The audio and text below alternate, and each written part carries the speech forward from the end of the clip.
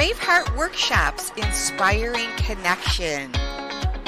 Restore, renew, and reconnect in community. Live well, laugh often, love much. Join our online connection circles. Be empowered in our virtual live events. Be a guest on our podcast shows. Hire us or be hired for speaking engagements. Enhance hope, health, and healing in your lives. Creating global connections.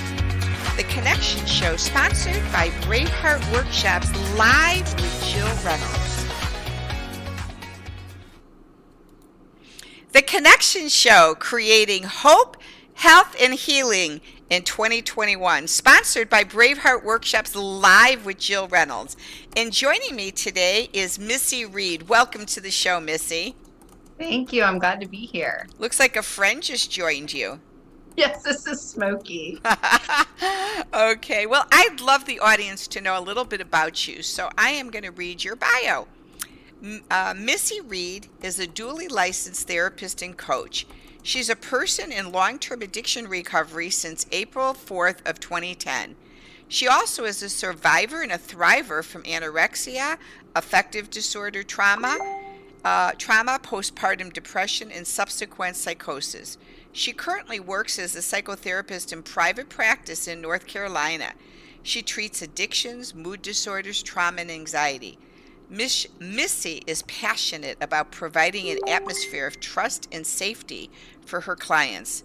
Previously, she worked in a specialty substance use disorder hospital. In 2016, she was awarded for making a difference in North Carolina for a project to reduce mental health stigma.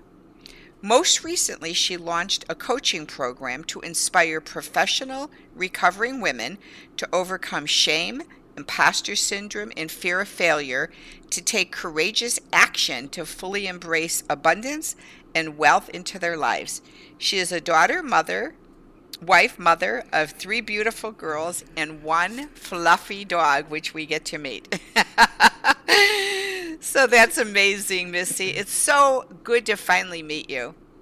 Thank you so much. I'm so glad to be here. Thank you for asking me. Well, it's a blessing. So on the Connection Show, Missy, what we love to do here is we believe that story is so impactful and so important in a person's journey in their life. And we believe also that connecting story into our childhood and connecting the dots kind of lead to a whole new discovery. So what we love to do on this show is ask you, if you're willing, to take us on a journey into growing up as a little girl, what your life was like, what things you went through, and what led to some of the things that we just read about in your bio and led you into what you're doing today. Sure. Yes, I'd be happy to share. Thank you. So, my parents are from up north. My dad is from rural Vermont, and my mom is from New Jersey. And I was born in upstate New York. So technically, I'm a Yankee, but I have lived in North Carolina for the majority of my life. There was no substance use in my immediate family. My mom and dad, like my mom was a stay-at-home mom. My dad worked. He had a great job. Like we never wanted for anything. We had everything we needed, me and my brother, and pretty much everything that we wanted. So we were very blessed. I was just a very sensitive child. So my first memory, I was 2, and my dad was going on a trip. So he was leaving for work for 2 weeks. So I didn't understand what 2 weeks meant. I just knew my dad was leaving. Right. So like that really sunk in, and like thinking back now, I'm like, oh, I think really like a wall kind of came up there. Like I couldn't really rely on my dad to be there because I didn't really understand what was happening. So right before I turned 3, we moved to North Carolina. My mom was pregnant with my brother at the time. And one of my earliest memories from that time was, I think it was right after my brother was born. So I was about 3. I remember my mom sitting on the floor crying because, we moved to a new place. She didn't have any family. Didn't really have that many friends. And I remember crying, I remember my mom crying and me just wanting to, be there for her, to comfort her. And there was nothing I could do, because I was only 3 years old. Right. And I didn't understand. So then again, I felt like this disconnect, from my parents. And it's not that either one of them did anything wrong, right? Like they were just being parents and being people. But somehow internally, like I got this message, or I learned that like I couldn't maybe like rely on them like fully, especially maybe for that emotional support. And as a very sensitive child, like that's something that maybe I needed. So it's nobody's fault that I didn't have that, but I didn't quite have that. So felt like I was very independent, when I was a kid. Like this is back in the 80s. So, time seemed safer then. There weren't any fences, and we had these big yards in Greensboro, North Carolina. And I would just be like 4, just kind of marching, around. Like I just think of myself that way. And, I was very much a tomboy. I wore overalls like all the time. That was the staple. I was not afraid to get dirty. Actually, I enjoyed it. I'm listening to you, but your birds are chirping so much in the background. It's almost like there's a little sound effect going on. So I just wanted you to know the birds are coming into your podcast. So they really like your story. Go ahead. I'm sorry. Yeah. No, that's fine. Yeah, I noticed one is pretty loud. I think they're pretty busy preparing their nests and things. It must be around here. We're lucky we have this little wooded area in the back right now. So we're very lucky to have that. I'm a big fan of nature. I feel connected to my higher power and just safe, and I enjoy being out in the sunshine. Super excited to. So going back as a little girl and being a tomboy, go ahead. What you were saying? Yes. So I would get into fights with the little boys in the neighborhood. I mean, all my friends were boys, and if I didn't get my way, like there's this one little boy, and I'd ask him if he wanted to play Play-Doh or play outside on the swing set. If he didn't want to, I'd punch him. I punch him like every single day. And I my mom was like, good thing we were your friends, with the neighbors. So just kind of like strong-willed, felt pretty independent. So when then did some of the behaviors come in, and what were those about, like the anorexia and then some of the other psychoses that you speak of? When did they start to come into play? What is up? Yeah. I hope you're having an awesome day. Super excited to be here with life. Like, I was very much like a goody two shoes. I got straight A's. I played basketball. Like I went to a private Catholic school. Hello, everybody. Good afternoon. It wasn't until like middle school that I started feeling they started to come into play. What is up? I hope you're having an awesome day. Super excited I'd wake up in the middle. I had a really fun life. Like, one of my grade, and I'd wake up in the middle of the night, instead of hearing like my radio on, which I would play sometimes really low in the background, I'd hear this voice. Hey, fam, how y'all doing? How y'all doing? Like, this deep, scary kind of like man's voice, and usually it'd go away after I woke up. But like there's a couple times it kind of followed me into the bathroom, and like it was so scary. My parents were just like, oh, well, you're just kind of like, half asleep or something like that. And always like I was plagued by nightmares as a kid. And then around that time, like in school, I started to have like some panic symptoms, but didn't know what they were. And we just thought they would pass, and it did seem to kind of get better. But I went to this Catholic private school for 9 years, from kindergarten through 8th grade. And then I went to a very large public high school, which was like culture shock for me. And that transition was really awful.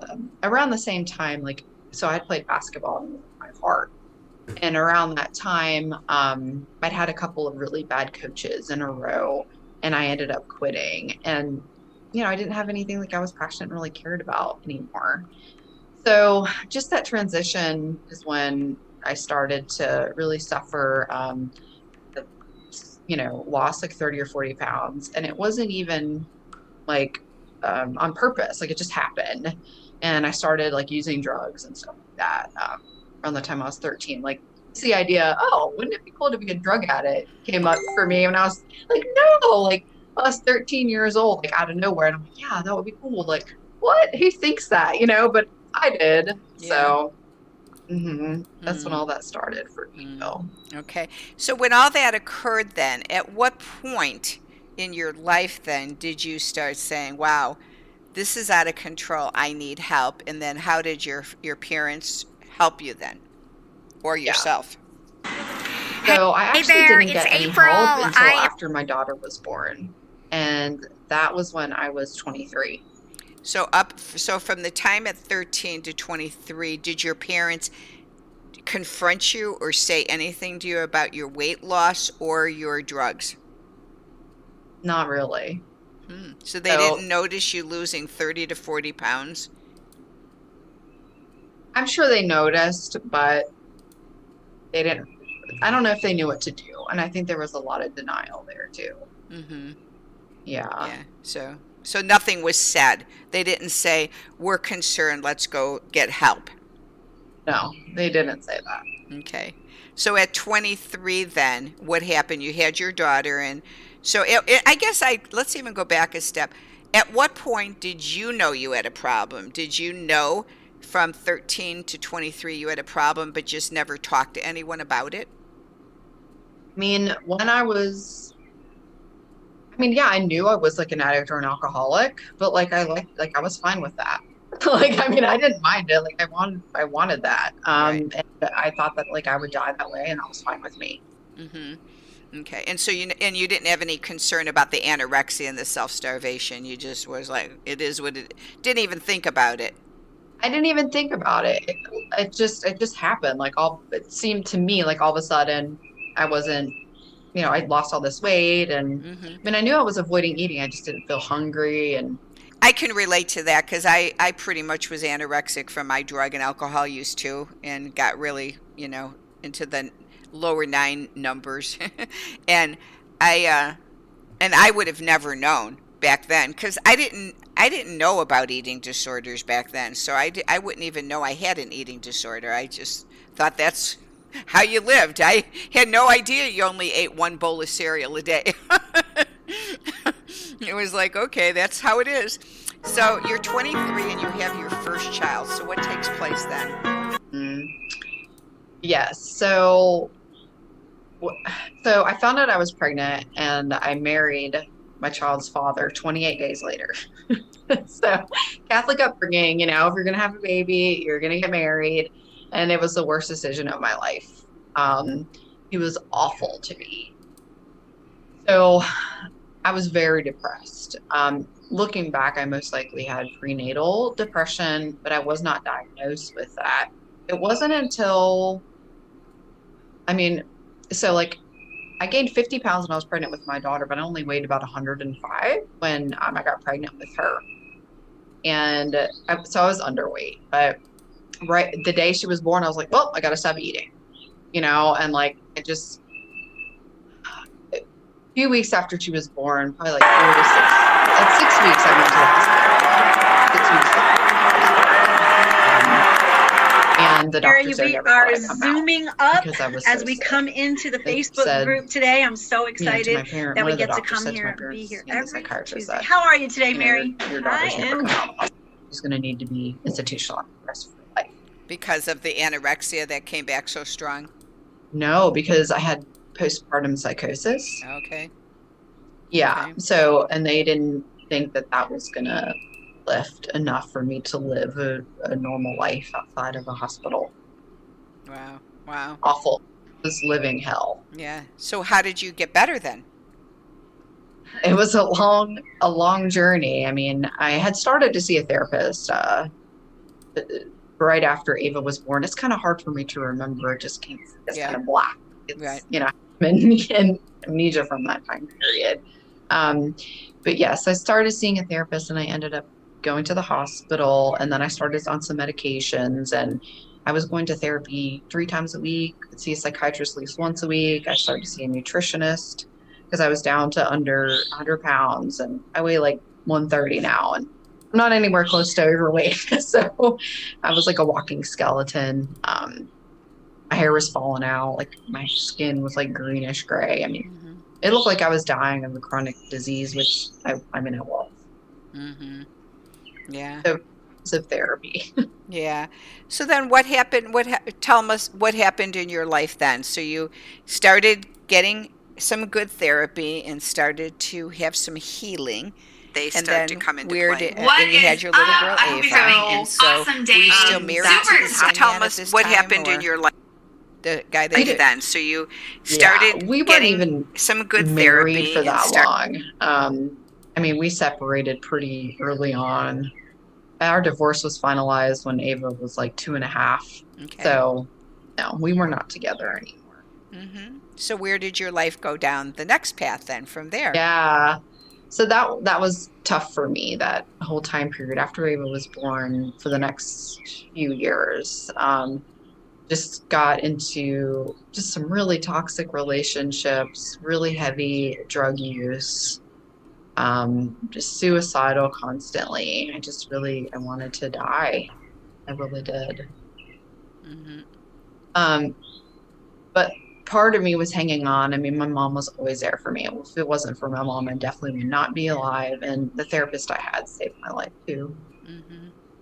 So yeah. So after all that now, so where are you at today? So bring us so you ended up obviously at some point getting well enough that you went to college and got your degrees. Yeah. So I actually graduated from college in 2005. So that was prior to me getting clean and sober. So like the therapist I was talking about, she's the one who first suggested I go to a 12-step recovery meeting, which I did, and eventually was able to get sober. It took me a little while. I had to start over several times. So yes, I had studied in college. I mean, I hate the word functioning, but I guess I was pretty well functioning for a while. I mean, it was like, well, if I look perfect on the outside, if I'm working out 6 days a week, have 2 or 3 jobs and have straight A's, like, everything's fine, and I did. I ended up earning a double bachelor's, and had a 3.92 grade point average in 2005 before Ava was born. So like I'd already been to college, had done all that. And I ended up going back to school, after I had a few years like in recovery. I had been working at a treatment center as like a tech, and I loved what I was doing. And I started talking to some of the other therapists there, and I was like, look, I feel like I could do more. And they were like, yeah, we totally agree. We think you can do more. So it was scary to take a leap and go back to, go to graduate school after 9 years, not being in school. But, I did it, and I excelled. I did really well. And, ended up not only getting my master's of social work, but also a certificate in substance use disorders and addictions. I went on to get my licensed clinical social worker license, and as well as a licensed clinical addiction specialist. So fully licensed both of those. Yeah. So when did you meet your current husband? I met my current husband in 2017, after I had taken a break from dating for about 1.5 years after reaching my bottom with relationships. We met online. So you did what they said in AA, not date for 12 months until you could keep a plant alive or a dog alive, right? I finally took that suggestion and didn't date anyone for 1 year. And I actually really enjoyed that time. Yeah. It was hard to get back. For those of you listening, AA says you should never date until you have 1 year of sobriety and can keep a plant from dying and an animal from dying. And if you can do that in 1 year, then you can start to date. Oh, gosh, that's funny. So now, do you have other children? Or you said you have 3 beautiful girls. So where the other 2 children, when did they come along? So those are my bonus children. Those are my husband's biological children. Okay, so you're a stepmom to 2 beautiful daughters as well as Ava. Yes. Awesome. So with that journey and the transition, now you're doing a whole bunch of new stuff, and I know you started a new Facebook group. You want to share a little bit about that and where that came into fruition? Yeah, so that's a recent endeavor. I just knew that there was a bigger impact that I wanted to make. I wanted to reach more people in less time, because we're not guaranteed tomorrow, and I just have a lot to say and a lot of people that I want to reach and just make an impact on. So like I'm passionate about recovering women. I'm also passionate about upcoming new and upcoming or newer clinicians, and I want to be there to support them as well. So there might be something that brewing to be there to support those who are feeling kind of like stressed out or burnout or having some compassion fatigue, and just helping them get through that and be the best healer that they can be. Yeah, I think that's where I'm going next, Jill. Yeah, and your Facebook group is called? My Facebook group now is called Recoverypreneurs. Preneurs. Okay, good. And are you in private practice now? I am. Yes, I am in private practice. Okay, now. So when we show, I'm going to show your bio just for a second here. So this is how you could reach out to Missy, and she's got her Facebook page here too. And we'll have this on the YouTube channel and my website as well. Excuse me, so that you can reach her and connect with her. If you're, and are you able to do telehealth at all with people out of state, or are you able to just do it in North Carolina? That's a great question. So I am licensed in North Carolina, which means that I cannot see therapy clients unless they are based out of North Carolina or come to see me in the state of North Carolina. However, that's why I'm looking into coaching, because coaching, I can see anybody throughout the entire world. Okay, so you're starting to go into that realm as well. Yes, ma'am. Oh, yeah. Awesome. That's great. Well, I'd like to transition a bit, Missy, and ask you if you would be willing to share with us one fun fact about you. Oh gosh, one fun fact about me. I'm a huge Harry Potter fan. Ah, okay. So do you have your wizard hats and your wizard capes? I have 3 wands and I have a tattoo. So I'm a big Harry Potter fan, and we're actually heading to Florida on Thursday to go to the Wizarding World for my 5th time, maybe. Okay, that's funny. That's a good one. And with censorship happening in the country and the world today, if someone censored you and said that you had to delete all of your apps on your cell phone and you could only keep 2 apps, which apps would you have to keep? Oh gosh. Which apps? Does the text messaging one count? I don't know. Yeah, whatever is an app on your phone. So text message, okay. Yeah, probably text messaging and Facebook. I'm on Facebook a lot. Okay. And, our show, the Connection Show, it says here, we're inspiring connection through hope, health, and healing. And I love looking up words in dictionaries. So the word in the dictionary, Missy, for hope is to cherish a desire with anticipation, to want something to happen or be true, hoping for a promotion, hoping for the best. But in the Bible, hope is described as the confident expectation of what God has promised, and its strength is in His faithfulness. What does hope feel like, or seem like, or what are you hoping for in 2021? I think those are both great descriptions. Hope feels like freedom to me. Like I had shared, I didn't really see myself having a future at all. And hope gives me the opportunity to enjoy what's next. Yes. And then health. Health is defined as a state of complete physical, mental, and social well-being, not merely the absence of disease and infirmity. Biblical health, though, is defined as 7 areas of abundant life that Christ refers to in John 10:10. And you need to take care of them all to experience true biblical health, which includes spiritual, physical, mental, emotional, financial, occupational, and social. Each area of our lives are connected to all the others. What does health mean to you? I certainly believe in holistic health, addressing all of those areas, and not necessarily finding like a balance, but more like priorities and prioritizing what's next, moment to moment. Okay. And then the word healing. Healing means to make free from injury or disease. to make sound, or whole, like healing a wound, to make well again. In the Bible, they talk about healing as, heal me, Lord, and I will be healed. Save me, and I will be saved. For you are the one I praise. And the people all tried to touch him because they felt the power was coming from him and healing them all. What does spiritual healing mean to you? Healing to me is a process. I like to think about the wound analogy, and sometimes we have to dig deep, to really get the healing to get going, and then we continue to work on it. And sometimes there's still a scar and some kind of tender tissue, around that wound. Mm-hmm. But we can still foster wellness, even though that's still there. And that can sometimes even be used to remind us of where we've been and where we can go next.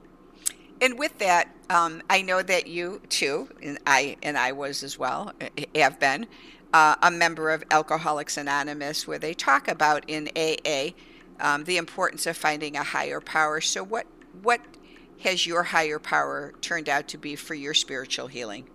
My higher power is exceptional. God in my life is like a spiritual, guiding, loving, and nurturing being that is so much bigger and so much greater than anything I could ever put into words, because I'm a human being. So it's so much greater and so much bigger and so much more all-encompassing and knowing, and just fills me up with love. And I know that I am on this earth to do God's purpose and to just do his will. And that gives me so much relief, because it means that I don't have to run the show, that I can just follow his guidance and just walk forward in that path. And that feels awesome. I know my purpose now because of my higher power in my life. Mm, that's beautiful. I just out of curiosity, have you returned, besides social distancing, so excluding social distancing, have you returned to church as a result of your recovery? Do you yourself attend church now, or is that something you haven't felt the need to do? That's actually something I haven't felt the need to do. I have found I've been closer to God through my healing process. For me personally, just by building that relationship through prayer and meditation and connection with other people and with. Yeah, good. Awesome. Well, I am honored to finally get a chance to talk to you and meet. We met on your Facebook page, and so I've always enjoyed your post and just chatting with you. And so it's really an honor to finally get to, and your home looks lovely. This is my subdivision where I live, so you'll have to come to the Ozark Mountains if you love nature as well. Looks beautiful. Yes. Well, it looks like your pup is wanting to say hello. So everyone, thanks so much for joining us on the Connection Show. And I just wanted to let everyone know that we want to continue inspiring connection with hope, health, and healing. And so Braveheart Workshops is going to be hosting a live in-person Hope, Health, and Healing Conference in Branson the weekend of August 20th through the 22nd. However, you can check in on the 17th to come here and have a fun gals and guys or girlfriends and family getaway to Branson and see some shows and swim and just enjoy Branson. So it should be posted on the website soon, and we hope you'll join us with Hope, Health, and Healing in 2021. So thank you so much, Missy, for joining us today. Thank you. Bye now, everyone. Have a blessed day.